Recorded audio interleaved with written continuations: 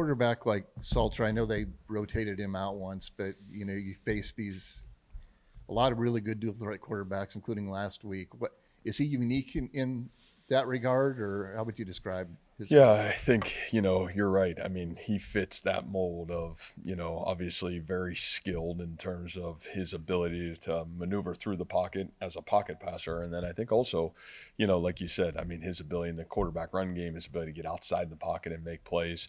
I think all those things show up. And, again, you're talking about a guy that's got a lot of experience, not just at Colorado. And so, really impressed when, you watch him play, his confidence in what's going on.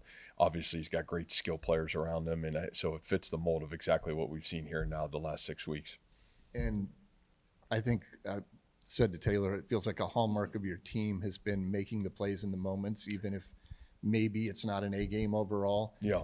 And when that didn't happen on Saturday, how do you take stock of that, and how do you – because whatever you want to consider momentum, whether it's real or not, you've had a lot of momentum in that regard, and when it's arrested – yeah. Well, I think the game probably even showed us that, right? We probably the first time all season where for a quarter and a half, boy, we didn't have it.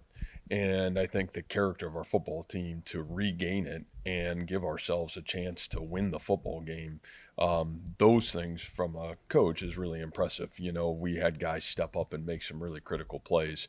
We didn't make enough of them. And when we had the momentum back, the opportunity to finish it, we just didn't do it. And I think that's a great point, Rob. I mean, we had some great opportunity and gave ourselves some great opportunity in a really tough environment to put ourselves right back where we needed to be and didn't make the plays. And I think anytime you don't make the plays, what do? I mean, I think you go back to work, and it's kind of what we talked about on Sunday of, proud of who we are, proud of how we responded, yet not proud of maybe some of the moments that lagged in the game. And, those are things we all own. And nice thing is it happened in all three phases of the game. It wasn't just, one side of the ball or this side of the ball. Really, we had lags in all three phases, and you got to go back to work. And the great thing is it wasn't an effort deal. It wasn't an attitude deal. And it wasn't even a no, not what to do deal. It was just an execution deal that we've got to be better. And so there's only one way to attack that, and that's work. And so luckily we got the kind of group of kids that know how to do that. Matt, so much of what we see from the outside about Colorado surrounds the celebrity status of Deion. Mm-hmm. Are there things about the way he coaches his team that get overlooked because of that?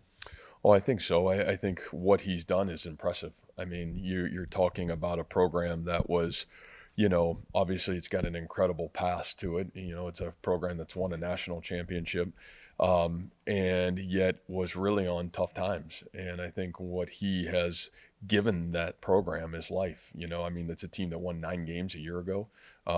Man, you watch this young team and boy, they're up 14-0 on the road at TCU last week, and just, man, it's almost like they ran out of time in the football game. They were right there to win the game in the fourth quarter. And so I think a group of kids that obviously have great talent. I think he's brought in tremendous talent. I think a group of kids that play really hard. They're really skilled. I think right now just a young team that's growing forward, and you kind of see that on the videotape. But I think hope, belief, and conviction, I think you see that in this Colorado program right now, and that's a tribute to him and his staff. After getting a chance to review the film, what do you diagnose the problems on defense from Saturday? Yeah, I think we diagnosed them in the second half. So the nice thing is those got diagnosed right in front of your eyes.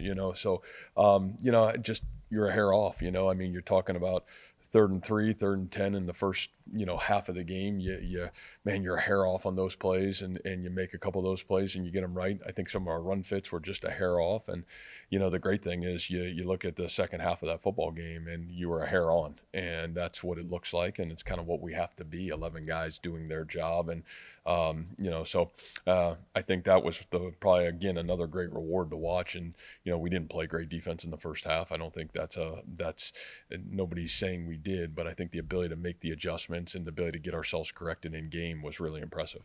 What is Carson's status, and how nice of it was it for Abu to have a season-high game like that with Carson out? Yeah, I think that's probably the start on Abu and talk about Carson. I think the great thing about having, I think a lot of talent in our backfield is we feel like there's great consistency. And obviously Abu is, on an equal platform is what you feel like with Carson in terms of, the type of player he is and what he can bring to our football team. And I thought he got better as the game went on, which was really awesome to see. From Carson's standpoint, probably questionable right now is still the status. That's probably right to say. But he's a tough kid, really trying to get himself back, and we'll see if he's, where he is by Wednesday, Thursday, and see if he's available for us. But again, I feel really confident that room, not just a boo. There's a lot of guys that have kind of been waiting on their opportunity as well. How was Rocco feeling in the last 48 hours? Yeah, Rocco, I know feeling probably ticked, and I think a little bit of soreness on Sunday, Monday, but, was back out on the practice field today. So, again, you're talking about the character of that human and what he's built on and his toughness. I think it shows up. But, for him to be back on the practice field today is pretty impressive. So, yeah, he's done a great job and got himself a lot of recovery here the last 48 hours. What is your guys' reaction when he's in the med tent 2 games in a row? Obviously a lot of inexperience, and you've talked repeatedly about how important he is for your offense. Just how do you manage trying to keep him healthy while not taking away what makes him effective? Yeah, and that's tough. I think we're trying to manage it quite honestly, really the whole game, even going into it with kind of where we didn't know where he was last week. But, he comes back in out of the 10 and he runs in for a 5-yard touchdown, And it's like, that's who the kid is. You can't take away what he is. And he's a competitor. He's an elite competitor, and he's really tough. And so, I think what we always have to do is be mindful of physically where is he and making sure that we're giving him everything he needs to be his best on Saturday. And you don't want to put somebody in that could get himself hurt worse. And I think we always have to be smart on that. But, I think our trainers, our doctors do a great job of that. But what Rocco is I think he's really indicative of I think our team has taken his character. He's tough, he's resilient, and he's going to keep playing. And I really appreciate that. And so it is a fine balance sometimes, because I think it's one of those things you want to be mindful of, man, the guy's dinged up. But, sometimes when you watch that guy pull the ball down and go run, and he's going to compete until there's no time left on the clock. And that's what makes him really special. Coach, you've had 2 successful trips to Utah the last 2 years. What have you learned about coaching in the altitude that you can take into this year?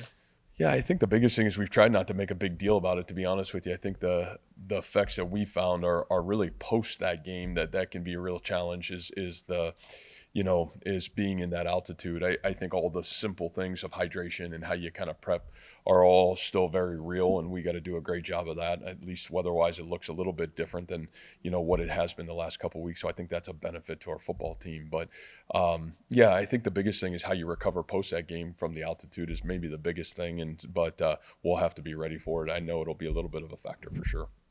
At the end of the second quarter, you guys went for 2 points after scoring the touchdown, but then coming out of the third quarter, you decided to kick a PAT, which I think put you guys down 9. I was wondering if you could just explain to me your process on those decisions in those 2 moments. Yeah, well, I think the first one was, we were chasing points, I felt like if we could get to 15, it was a 2-score game, right? We were at 16, I think, at that point. And, we scored so fast in the first half, or in the third quarter coming out, that I didn't feel like we needed to chase. At that point, I felt like, man, if we got 7 and could win the game with a field goal, we were still in a really great position. If it was probably a little bit later in the football game, I probably would have considered going for 2. But I just felt like, man, there was so much time left in the game that, we had a lot of really good momentum, and I didn't want to put us behind the sticks. I felt like, man, the point where we could win the game on a field goal at that point was still right in front of us.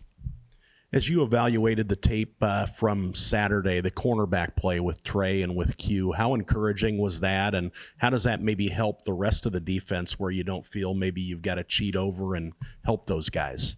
Well, we didn't cheat over and help them Saturday. They put them on an island all game, and those guys stood up and made some great plays. And so, again, I think that's injuries are going to happen. It stinks. I think the biggest thing we lost with, Coop and Tez is their leadership, and yet those guys have been unbelievable in our building, and, both have gotten surgery and both are back around helping those guys. But from a talent standpoint, we feel really confident in what those guys can do. I thought, what you saw Saturday, those guys made play after play after play Saturday, and we're great in the moment against a great quarterback and some really skilled receivers. And again, we'll get tested again there this week, just because because you're playing another really good quarterback with another group of really talented receivers. But yeah, I think from our end of it, it certainly allows us to have confidence. I think that group will only grow and continue to get better. But I don't feel like it made us feel any other way other than we kind of felt like those guys were pretty good players waiting for their opportunity. And that's the fun thing about football is when you get your shot, are you going to be ready for your moment? And I think we've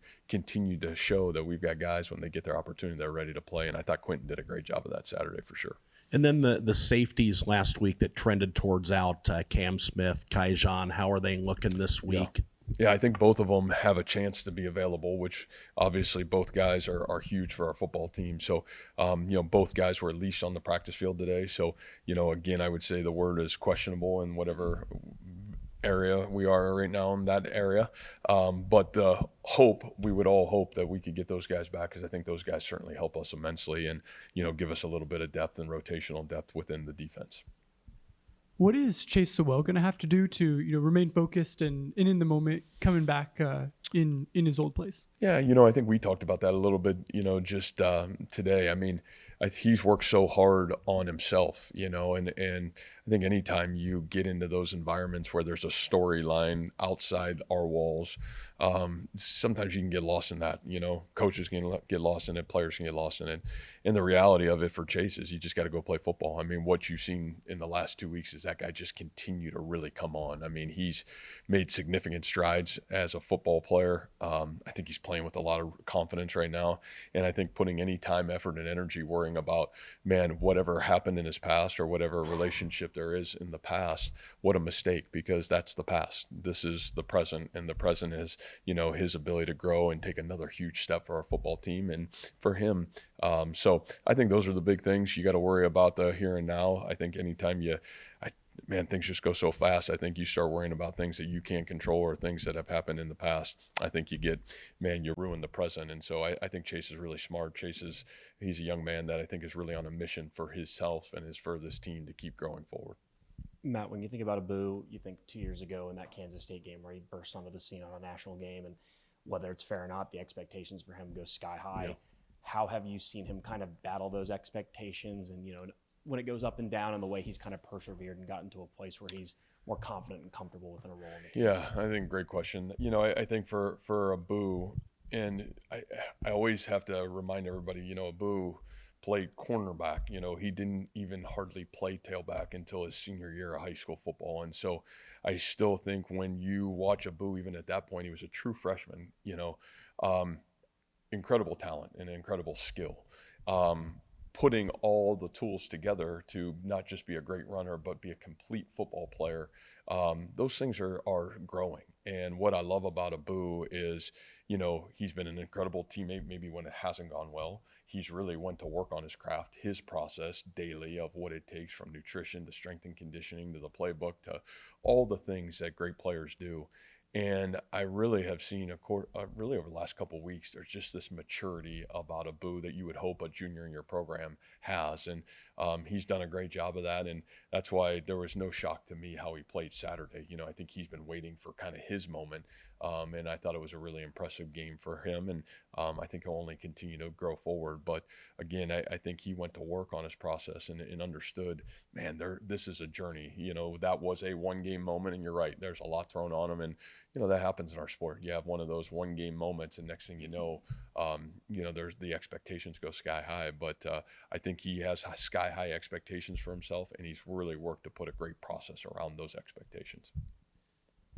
Conradi, are you guys looking at the other side of the bye for him to be able to get back? Or certainly is are. Is there a time frame? Yeah, I think that's probably really right, Travis. I mean, I think we're kind of hoping that the time has been good. I do know he has started kicking again, which is, I think those things are at least positive. That's trending in the right direction.